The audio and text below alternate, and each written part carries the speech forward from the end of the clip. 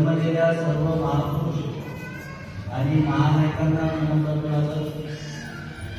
आज राष्ट्रीय आदिवासी एकता परिषदेच्या माध्यमातून जे एक दिवसीय प्रशिक्षण शिबिर या ठिकाणी आयोजित करण्यात आलेलं आहे, त्यानिमित्तानं आपल्या समोर प्रतिमा ठेवलेल्या आहेत। त्यामध्ये धरती आबा बिरसा मुंडा, राणी विद्यावती मराठी, गणव्यवस्थेचे निर्माते महादेवाई उपाबिंदू, सल्लागार, भारतीय घटनेचे शिल्पकार डॉक्टर बाबासाहेब आंबेडकर, वीर बाबूराव सेंद्राके, संत्यामामा भीम, राघोजी भांगरे या तमाम महापुरुषांना मी विनम्र अभिवादन करतो। क्रांतिज्योती सावित्रीबाई फुले, कर्णी मुंडा, माँ जिजाऊ, कालीबाई भीम या सर्व महानायकांना सुद्धा मी विनम्र अभिवादन करतो। आजच्या या कार्यक्रमाचे आयोजक आदरणीय भगत मॅडम आणि त्यांची पूर्ण टीम यांचं सुद्धा मी या ठिकाणी अभिनंदन करतो, आभार व्यक्त करतो। आणि आपण सर्व प्रबुद्ध बंधू भगिनी युवा या ठिकाणी उपस्थित आहात, तुम्हाला सुद्धा जोहार, जयपूर निवासी आणि तुमचं सुद्धा या कार्यक्रमामध्ये अभिनंदन। आपण राष्ट्रीय आदिवासी एकता परिषदेच्या माध्यमातून या ठिकाणी एक दिवसीय शिबिर आयोजित केलेलं आहे। त्याचे उद्घाटन आदरणीय ऋषिकांत निपाते सर, जिल्हा परिषद शिक्षक आहेत, त्याचप्रमाणे आपण बोलून गेलेले गोडाम साहेब आणि आपण सर्व प्रशिक्षण म्हटल्याच्या नंतर आपल्याला वेगळं वाटतं, कारण आपल्या समाजामध्ये अनेक संघटना कार्यरत आहेत, त्यांचे अनेक पदाधिकारी कार्यरत आहेत, ते आपल्याकडे येतात। आपण सांस्कृतिक कार्यक्रम घेत असतो, नाहीतर प्रबोधनाचा कार्यक्रम घेत असतो। मग ही प्रशिक्षण नावाची काय भानगड आहे, असा प्रश्न आपल्या मनामध्ये निर्माण झाला असेल तर प्रशिक्षण ही एक अत्यंत महत्वाची आणि आपल्या वर्तमान काळामध्ये त्याची खूप गरज असलेली एक संकल्पना आहे। जोपर्यंत आपण प्रशिक्षित होणार नाही, दक्ष होणार नाही, जागरूक होणार नाही, अवेअर होणार नाही, तोपर्यंत आमच्या लोकांचा उपयोगाने प्रयोग होत राहील। आमच्या लोकांचा उपयोगाने प्रयोग होणं म्हणजे काय, तर आम्हाला मागाय बनवणार। आमच्या महापुरुषांचं एक आंदोलन होतं, सरांनी सांगितलं आमच्या महापुरुषांनी काय काय केलं, म्हणून आपण त्यांना वंदन केलं पाहिजे, पूजलं पाहिजे। या गेपाच्या सरांनी सांगितलं आमच्या महापुरुषांचा काय उद्देश होता। अवघ्या 25 वर्षाच्या वयामध्ये क्रांतीसूर्य बिरसा मुंडा शहीद झाले, वीर बाबूराव सेंद्राके 25 वर्षामध्ये शहीद झाले, डॉक्टर बाबासाहेब आंबेडकर यांनी 25 वर्षामध्ये समाजामध्ये कार्य करण्याचं ठरवलं, कमिटमेंट केली। मग या सगळ्या महापुरुषांचा काय उद्देश होता, त्या सगळ्या आमच्या महापुरुषांचा उद्देश होता आम्हाला शासनकर्ती जमात बनवणे, या देशाचा मालक बनवणे, आम्हाला कमांडिंग मध्ये आणणं, असा आमच्या महापुरुषांचा उद्देश होता। आज आम्ही काय आहोत, आज आम्ही डिमांडिंग मध्ये आहोत। डिमांडिंग म्हणजे काय, मागणी करत आहोत, आम्हाला हे पाहिजे, आम्हाला आरक्षण पाहिजे, आम्हाला नोकऱ्या पाहिजे, आम्हाला रोड पाहिजे, आम्हाला लाईट पाहिजे, नाल्या पाहिजे, शाळा पाहिजे, लायब्ररी पाहिजे, या पद्धतीच्या मागणीच्या लाईनमध्ये आम्ही म्हणजे आमच्या महापुरुषांचा लढा होता की आम्हाला या देशाची शासनकर्ती जमात बनवणे, गव्हर्निंग क्लास बनवणे, हे आमच्या महापुरुषांच्या जीवनाचा मुख्य उद्देश होता। जर आम्ही या देशाचे आम्ही शासनकर्ती जमात जर बनलो असतो तर आम्हाला कुणाला मागण्याची गरज भासत असती का? नाही. तुम्हाला माहिती आहे आम्ही राजा लोकांचे वंशज आहोत. कोण राजे या देशामध्ये होऊन गेले आहेत त्यांचे आम्ही वंशज आहोत. राजा म्हटल्यानंतर देणारे लोक होते ते मागणारे नव्हते. आज त्यांचे वंशज मागण्याच्या स्थितीमध्ये पोहोचलेले आहेत. म्हणजे नेमकं मधल्या काळामध्ये काय झालं की एका काळामध्ये आमचे लोक राजे होते, आमचे मुलगे राजे होते आणि आज आम्हाला मागावं लागत आहे. तर पाणी कुठं पुरत आहे, काय भांडण झालेली आहे की ज्यामुळे आम्ही या अवस्थेमध्ये पोहोचलेले आहोत. गोंडवाना आहे, कोळीवाना आहे, भिलवाना आहे, असे अनेक प्रदेश आपल्या आदिवासींचे त्या काळामध्ये होते आणि आज आम्ही या स्तरावर पोहोचलेले आहोत की आज आम्हाला मागावं लागत आहे. पण कुणाला मागत आहोत आम्ही? कुणाला मागत आहोत? शासन करणाऱ्या लोकांना, जे सत्तेमध्ये बसलेले आहेत या लोकांना आपण मागत आहोत. आता सत्तेमध्ये कोण बसलेले आहेत याची कल्पना आपल्याकडे असली पाहिजे. सत्तेमध्ये कोण आहे तर बीजेपीचे लोक आहेत, काँग्रेसचे लोक कधी कधी असतात. बीजेपीच्या लोकांना मागतो, बीजेपीला मागतो, काँग्रेसला मागतो. बीजेपीची स्थापना कधी केली? आपल्या नेतृत्वाने दुर्वे, गेडा, पूर्णा, मर्स बोलले यांनी बीजेपी नावाचा पक्ष बनवलेला आहे. जो पक्ष आमच्या लोकांनी बनवलेला नाही त्यांना आम्ही मागायला चाललेलो आहोत. ते लोक आमचे नाही तर आमच्या ज्या मागण्या आहेत, आमच्या होणारे जे अन्याय अत्याचार आहे ते कसं काय त्याच्यापासून आमचं समाधान करणार, आमच्या समस्या कशाला सोडवणार? ज्यांना आम्ही मागत आहोत ते आमच्या रक्ताचे, आमच्या वंशाचे, आमच्या नात्याचे लोक नाही. त्यामुळे आमच्या समस्यांचे समाधान ते करू शकणार नाही. आणि एक सुद्धा नाही, 75 वर्षाचा इतिहास आहे. 26 जानेवारी 1950 पासून आता आहे 2023 मध्ये 75 वर्ष होत आहे.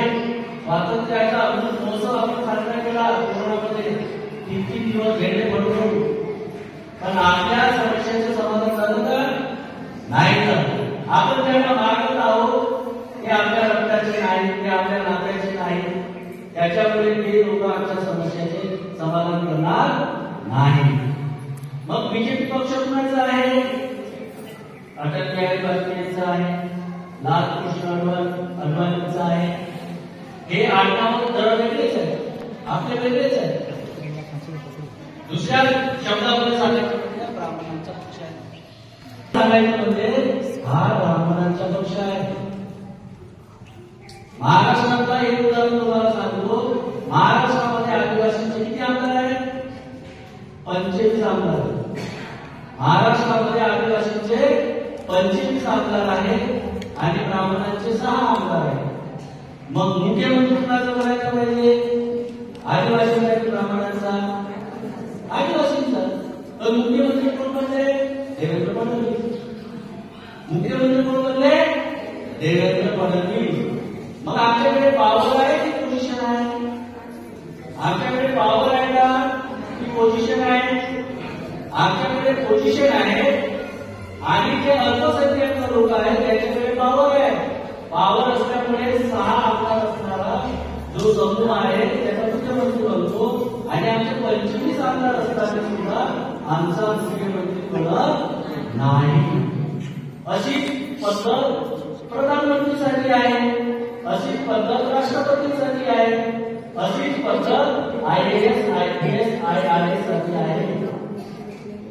तर आमच्याकडे पोझिशन आहे. आमचे 25 आमदार आहेत महाराष्ट्रामध्ये. आमचे 4 खासदार आहेत महाराष्ट्रामध्ये आदिवासींचे.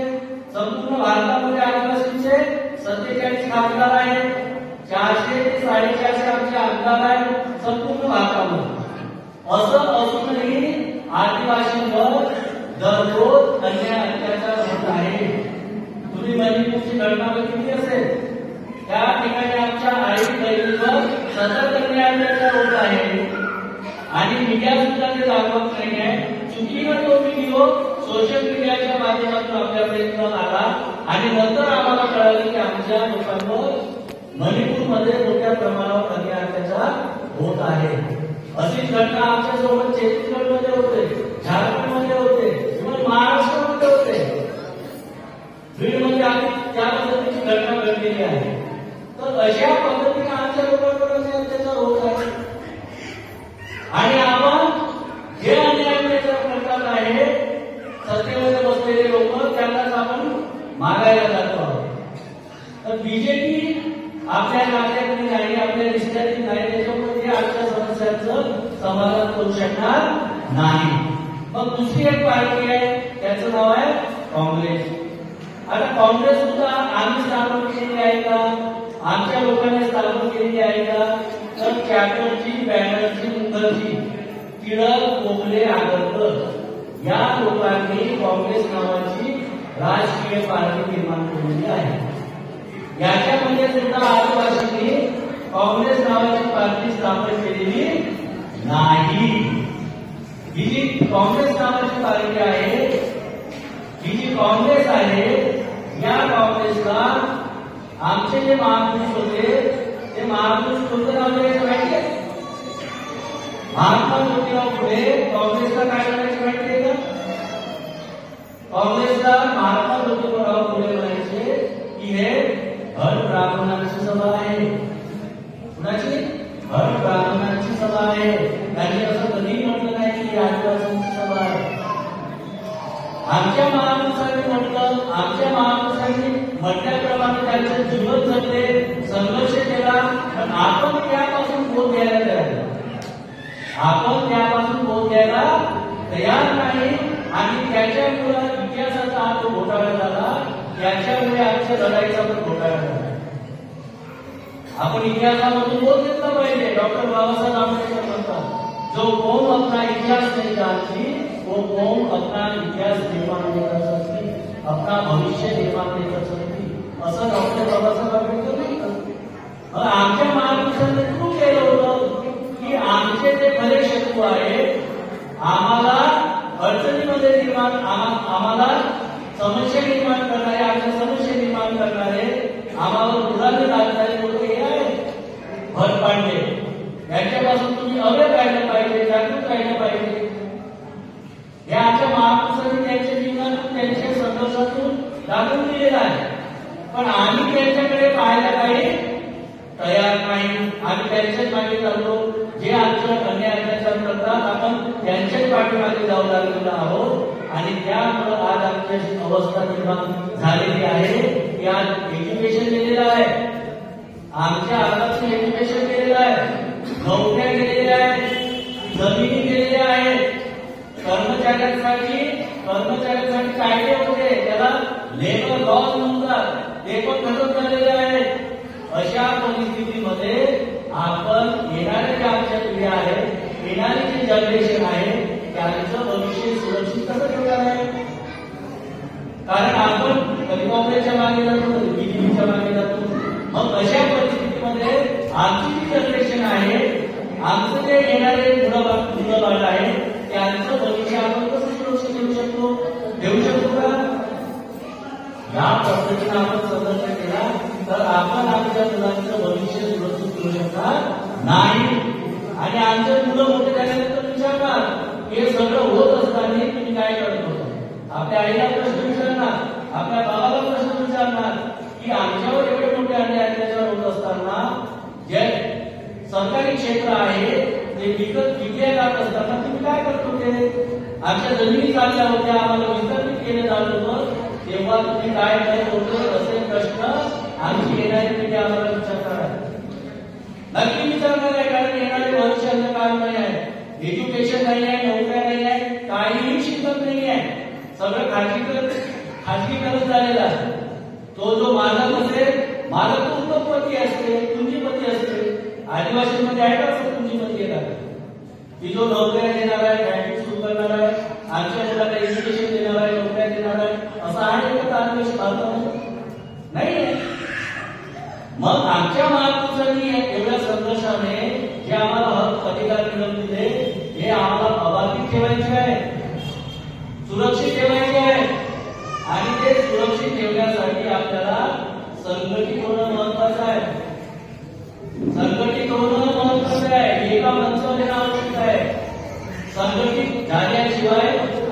आमच्या समस्येचे समाधान करू शकणार नाही.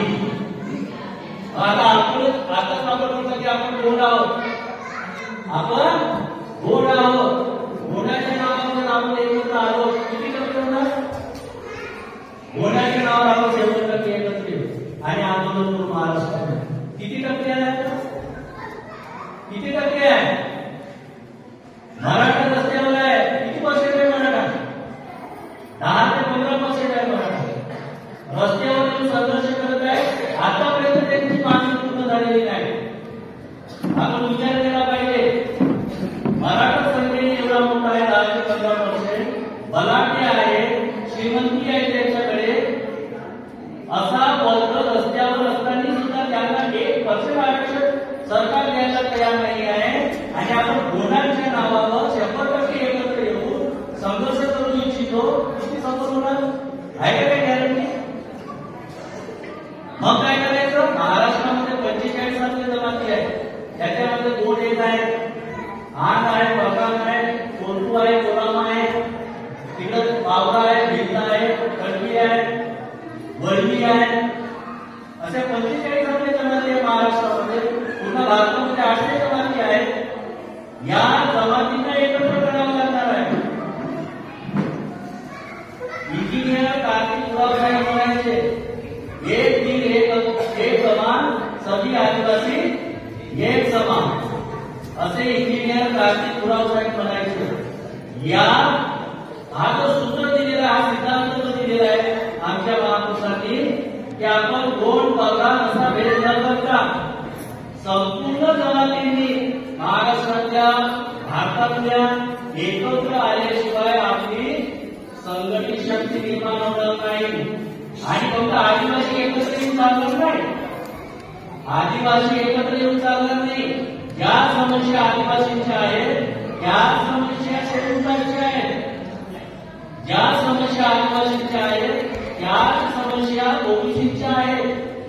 ज्या समस्या आदिवासींच्या आहेत, त्या समस्या एनटी, डीएनटी, बीजेपीच्या आहेत. ज्या समस्या आदिवासींच्या आहेत, त्या समस्या एसटी, एसटी, ओबीसी मधून जे धर्ममधून झाले, शीख आहेत, ईसाई आहेत, बुद्धिस्ट आहेत, मुस्लिम आहेत, लिंगायत आहेत, यांच्या सुद्धा समस्या सारख्याच आहेत. थोडं कम ज्यादा हो सकता है, लेकिन समस्या सगळ्यांच्या सारख्याच आहे. कारण आम्हाला जे हक्क अधिकार मिळाले, आम्हाला म्हणजे शेड्यूल ट्राईबचा असो, शेड्यूल कास्टला असो, ओबीसीला असो, एनटीला असो, मायनॉरिटीजला असो, यांना ज्या समस्या, यांना जे अधिकार मिळालेले आहेत, किंवा आम्ही आज आम्हाला जे एज्युकेशन मिळालं, नोकऱ्या मिळाल्या, याच्या पाठीमागे भारतीय संविधान आहे. संविधानामध्ये आपल्याला हक्क अधिकार आहेत, म्हणून आपल्याला आपली प्रगती झालेली आहे. तर संविधानामध्ये आपले हक्क अधिकार राहिले नसते तर आज आपण कुठं असतो? आज आपल्याला एज्युकेशनचा अधिकार आहे, तरी तो काढून घेण्यात आलेला आहे. आता कॉन्व्हेंटमध्ये मुलांना टाकावं लागणार आहे, आणि कॉन्व्हेंटमध्ये शिकवताना पहिले तुम्हाला फीस भरावी लागणार आहे. त्याच्यानंतर तुम्ही मुलांना शिकवू शकता. जिल्हा परिषद शाळेमध्ये आपल्या मुलांना पाठवतात तर त्या तिथं खिचडी मिळते, एज्युकेशन कमी, खिचडी जास्त. तिथं आमच्या मुलांना एज्युकेशन नाही. आणि आज आपण 21व्या शतकामध्ये जीवन जगतो आहोत. सगळीकडे टेक्नॉलॉजीचं युग आलेलं आहे. अशा परिस्थितीमध्ये आमच्या मुलांकडे या पद्धतीनं जर एज्युकेशन दिलं जात असेल, म्हणजे एज्युकेशनपेक्षा दुसरी काम घातले जात असेल, तर आमच्या मुलांचे भविष्य काय असणार? ही परिस्थिती आपली निर्माण झालेली आहे. म्हणून फक्त आदिवासींच्या नावावर आपण लढाई केलो तरी आपण जीवन होऊ शकतो, आपण सफल होऊ शकणार नाही आहे. तुम्हाला एक उदाहरण सांगतो, आदिवासींच्या नावावर संघर्ष केला तर काय होतं. तुम्हाला माहिती असेल, गडचिरोली, चंद्रपूर, अमरावती, नंदुरबार, पालघर या ठिकाणी आमची आदिवासी संख्या बहुतेक आहे. बहुतेक आहे आमची संख्या त्या ठिकाणी. आणि त्या ठिकाणी आमचे लोक आंदोलन करत आहेत. गडचिरोलीमध्ये सुंदरगड नावाचा एरिया आहे. पूर्ण खंडातील म्हणजे आशिया खंडातील तेवढ्या म्हणजे मिनरल्स नाही आहे, धातू नाही आहे, तेवढे धातू त्या सुंदरगडमध्ये आहे, गडचिरोलीमध्ये. आणि या ठिकाणी बहुसंख्येने आदिवासी राहत आहेत आणि त्या आदिवासी ज्या ठिकाणी राहत आहेत त्या जमिनीच्या खाली खूप मौल्यवान प्रकारचे धातू आहेत आणि ते धातू काढण्यासाठी विदेशी ज्या कंपन्या आहेत किंवा उद्योगपतींच्या कंपन्या आहेत त्या ठिकाणी कामाला करतात आणि आदिवासी जो मूळ तिथला रहिवासी आहे असे 70 गावं त्या ठिकाणी विस्थापित करण्यात आलेले आहेत. 70 गावं त्या गडचिरोलीमध्ये आमदारांचा खासदारांचा आमदार खासदार असून सुद्धा 70 गावं आमची विस्थापित आहेत. त्यांना रोजगार नाही आहे, जेवणाची सोय नाही आहे, एज्युकेशन नाही आहे, रस्ते नाही आहे. भामरागडला का तुम्ही भामरागडला जाऊन पहा एखाद्या वेळेला गडचिरोलीमध्ये आणि जाण्यासाठी रस्ता नाही आहे. रस्त्यामध्ये आपले जे गावं लागतात त्या ठिकाणी 2-2, 3-3 झोपडपट्टी आहेत, बांबून बनवलेले लाकडाचे बनवलेले घर आहेत, अंगणवाडी नाही आहे, शाळा नाही आहे, दवाखाने नाही आहेत. ही परिस्थिती आता 75 वर्षाच्या नंतर सुद्धा आहे. मग या ठिकाणी आमचे लोक जे आंदोलन करून राहिलेले आहे 70 गावं विस्थापित झालेले आहे, 200 दिवस झालेले आहे आंदोलन करून राहिलेले आहेत. तिथे लोक पोलीस भेट द्यायला तयार नाही. आणि गडचिरोलीची पालकमंत्री कोण आहे माहिती आहे का? गडचिरोलीची पालकमंत्री आहे देवेंद्र फडणवीस. देवेंद्र फडणवीस गडचिरोलीची पालकमंत्री आहे. ते तिथं आमच्या लोकांना भेट द्यायला तयार नाही आहे आणि आमच्या लोक जेव्हा बाहेर म्हणजे तो मोर्चा किंवा ते आंदोलन उपोषण मागे घ्यायला तयार होते तर तेव्हा त्यांनी आमच्या लोकांचा आणि त्या ठिकाणी जे पोलीस प्रशासन आहे त्यांचा वाद घडवून आणला आणि आमच्या लोकांवर खोटे गुन्हे दाखल केले की आदिवासी जे आंदोलन करत होते त्यांनी पोलिसांसोबत बाचाबाची केली, वादावादी केली आणि त्यामुळे त्यांनी हेलिकॉप्टरमध्ये बसवून आमच्या आंदोलन करणाऱ्या लोकांना गडचिरोलीमध्ये आणलं. हेलिकॉप्टरमध्ये बसवून आणि त्यांचं जे आंदोलन होतं ते करपलं. आंदोलन करणाऱ्या लोकांना त्यांनी जेलमध्ये टाकलं. मग अशा परिस्थितीमध्ये आदिवासीच्या नावावर जर आंदोलन करू लागला तर त्याला वेगळं पाडून त्यांना जेलमध्ये टाकले जाते, त्यांचं आंदोलन उचलण्यात येते. किंवा दुसरा एक मार्ग आहे याच्यामध्ये आदिवासींना नक्षलवादी घोषित करणे. आदिवासींना नक्षलवादी घोषित करणे आणि त्यांना शूट करणे यामुळं आमचे लोक आदिवासीच्या नावावर आंदोलन करीत असले तरी आमच्या समस्यांचे समाधान होत नाही आहे. हे हा जो इतिहास आहे, हे जे वर्तमान आहे, ह्या ज्या घटना आहेत ज्या घडत आहेत, आपण वर्तमानपत्र वाचतो, टीव्ही बघतो तरी आपल्या लक्षात येत नाही की आपण कोणत्या पद्धतीनं कोणत्या दिशेनं आपण आंदोलन केलं पाहिजे हे आपल्या लक्षात येत नाही. हे आपण समजून घेतलं पाहिजे. तर असं आदिवासींच्या नावावर आदिवासींनी जर संघर्ष केला तर नक्षलवादीच्या नावावर आपल्या लोकांना जेलबंद केल्या जाते, त्यांना निरपराध असताना सुद्धा जेलमध्ये टाकले जाते. वर्षा डोंगरे गावात एक जेलर आहे मध्य प्रदेशची, त्यांचं स्टेटमेंट वेगळंच आहे की सगळ्यात जास्त मध्य प्रदेशच्या जेलमध्ये आदिवासी लोक आहेत, सगळ्यात जास्त निरपराध आहेत, त्यांना वसूल सुद्धा मिळत नाही आहे. वर्षानुवर्ष आमचे लोक जेलमध्ये चढत आहेत.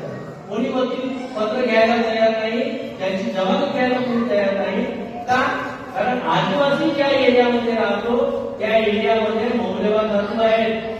आपली जी जमीन आहे खूप किंमत आहे तिची आणि त्या जमिनीच्या खाली जे धातू आहेत ते जे पूंजीपती आपल्या देशातले भांडवलदार आहेत त्यांना ते धातू पाहिजे आहेत आणि त्या धातूंसाठी ते आमच्या आदिवासींना त्या जमिनीवर बेदखल करत आहेत, त्यांच्यावर खोटे गुन्हे दाखल करत आहेत आणि आमच्या आदिवासींच्या जमिनी हडप करत आहेत. हे षडयंत्र पूर्ण भारतामध्ये आहे, संपूर्ण भारतामध्ये आहे.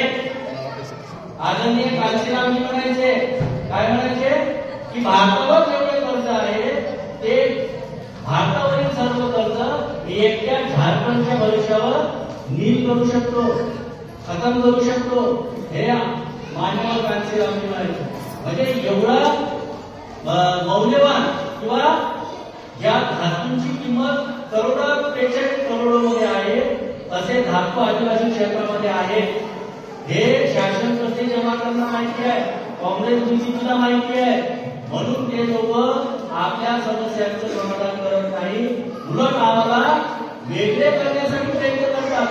आदिवासींनी वेगळंच राहिलं पाहिजे, आदिवासींनी त्यांच्या आधारावर किंवा त्यांच्याच नावावर आंदोलन केलं पाहिजे, वेगळं राहून आंदोलन केलं पाहिजे. या पद्धतीनं शासित जातीचे लोक आमच्या लोकांना भडकावतात.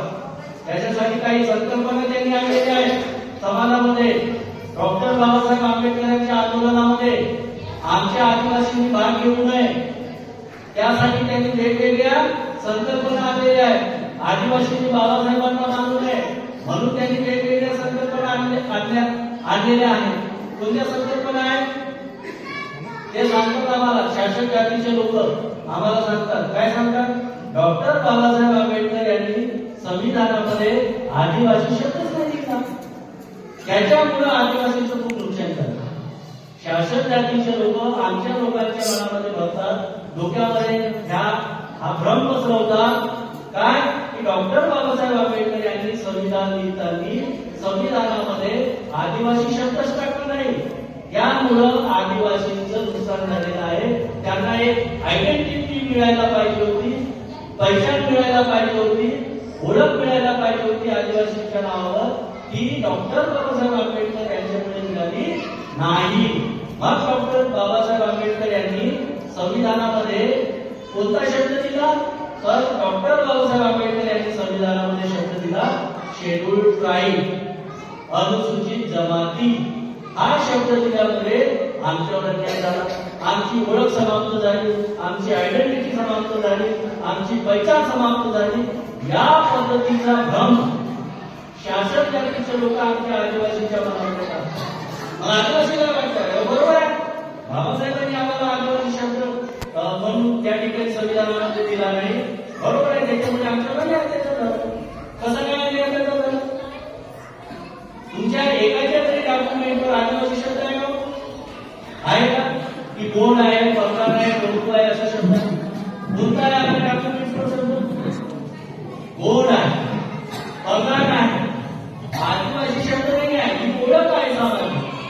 जसं कामगार एक सामाजिक ओळख आहे, शेतकरी हे सामाजिक ओळख आहे, तशी आदिवासी ही सामाजिक ओळख आहे. पण कायद्याच्या भाषेमध्ये एक शब्द द्यावा लागतो, त्याच्याशिवाय आपल्याला हक्क देता येत नाही. म्हणून डॉक्टर बाबासाहेब आंबेडकर यांनी शेड्यूल्ड ट्राईब हा शब्द संविधानामध्ये लिहिला.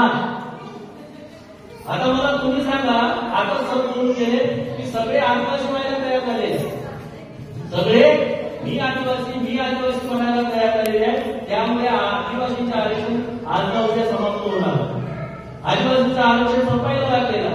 मग मला सांगा, आदिवासी शब्दच आपल्या सर्टिफिकेटवर नाही, जर आदिवासी शब्द जर टाकला असता तर आपण प्रूफ कसं केलं असतं तुम्ही आदिवासी हा आदिवासी डॉक्युमेंटच नाही ना. तर तुमच्याजवळ आदिवासीचा डॉक्युमेंट आहे, त्याच्याजवळ आदिवासीचा डॉक्युमेंट आहे, कोण म्हटलं असतं मी आदिवासी आहे, हा आदिवासी मी आदिवासी आहे, कशाच्या आधारावर प्रूफ केलं असतं आपण? आज आपल्याकडे डॉक्युमेंट्स आहे, कोण असेल, बंगाल असेल, उर्दू असेल, कोलाम असेल, या नावाचे डॉक्युमेंट्स आहेत. त्या आधारावर आपण प्रूव्ह करू शकतो की ती कोण आहे, बंगाल आहे, उर्दू आहे, कोलाम आहे, प्रूव्ह करू शकतो. हे असं असताना सुद्धा काही लोक जर आपल्यामध्ये घुसखोरी करत असतील, आपल्या जागा बळकावत असतील, आपल्या नोकऱ्या बळकावत असतील, तर याच्या पाठीमागचं काय सांगायचं असेल? कोण करतो असेल, कोण त्यांना घुसखोरी करायला लावतो, याचा आपण विचार केला पाहिजे. आदिवासी म्हणतो की हे घुसले नाही पाहिजे, ते काय म्हणतात आम्हाला इथंच आरक्षण पाहिजे आदिवासींमध्ये. आदिवासी काय म्हणतात की आम्ही आदिवासींच्या आरक्षणामध्ये तुम्हाला देणार नाही, आणि ते लोक काय म्हणतात आम्हाला आदिवासींचंच आरक्षण पाहिजे. हे जे भांडण आहे ते भांडण कोण लावतो? हे भांडण कोण लावते?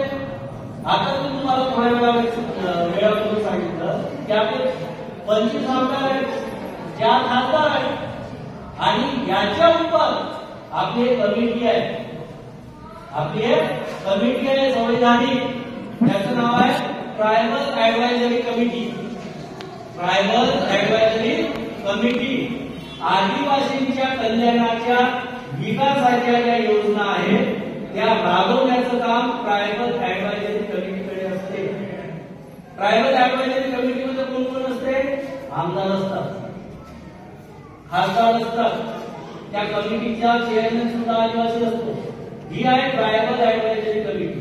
कशासाठी काम करते? ही आदिवासींच्या विकासासाठी आणि कल्याणासाठी. आदिवासींना बजेट देणं, बजेट दिल्यानंतर त्यांचा विकास होतो आहे की नाही याची पाहणी करणे, होत नसेल तर त्याच्यावर कारवाई करणे, दंडात्मक कारवाई करणे. ही संवैधानिक कमिटी आहे ट्रायबल ऍडवायझरी कमिटी.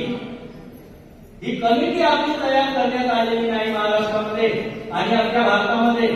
जर ही कमिटी तयार करण्यात आली असती तर जे लोक म्हणतात की आम्हाला आदिवासींचं आरक्षण पाहिजे, आदिवासींचं आरक्षण पाहिजे, तर आमच्या कमिटीचे काय केलं असतं? एक पत्र काढलं असतं, एक पत्र काढलं असतं आणि सांगितलं असतं की हे जे जमाती आहेत, 45 जमाती आहेत, हे आदिवासी आहेत, बाकी कोणी आदिवासी नाही.